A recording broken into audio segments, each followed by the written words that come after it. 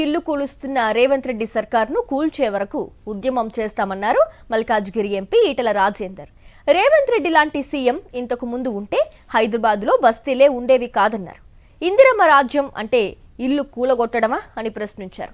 రేవంత్ రెడ్డి అండ ఉందని ఇల్లు కూలగొడుతున్న రంగనాథ్ పేదల ఉసురు తగులుతుందన్న విషయం గుర్తుంచుకోవాలని హెచ్చరించారు ఈటల. హైదరాబాద్ బోయిన్పల్లి డివిజన్ హస్మత్పేటలో హైడ్రా కూల్చివేతలకు నిరసనగా చేపట్టిన ధర్నాలో పాల్గొన్నారు బీజేపీ ఎంపీ ఈటల. 70 ఏళ్లుగా ఈ రాష్ట్రంలో ఇలాంటి రేవంత్ రెడ్డి లాంటి ముఖ్యమంత్రి కనుక ఉంటే ఇవాళ ఇన్ని బస్తీలు వచ్చేది కాదు. హైదరాబాద్ నగరంలో నువ్వు గట్ల కూలగొట్టాలనుకుంటే ఇవాళ ఏ ఒక్క బస్తీ కూడా మిగలదు. మీరు పేదల ఇల్లు ముట్టుకుంటే, పేదల ఇల్లు కూల్చేస్తే నీ ప్రభుత్వాన్ని కూల్చేస్తామని చెప్పి ఇలా హెచ్చరిస్తున్నా. పేదవాళ్ళతో గోక్కున్నోడు ఎప్పుడు బాగుపడు, గుర్తుపెట్టుకోండి. పేదల ఇల్లు కూల్చినోడు అంతకంతకు బాగుపడు.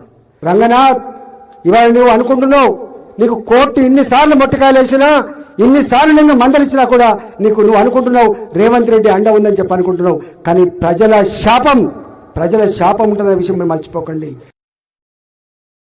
మరిన్ని అప్డేట్స్ కోసం ఛానల్ ను సబ్స్క్రైబ్ చేయండి. నోటిఫికేషన్స్ కోసం బెల్ ఐకాన్ పై క్లిక్ చేయండి.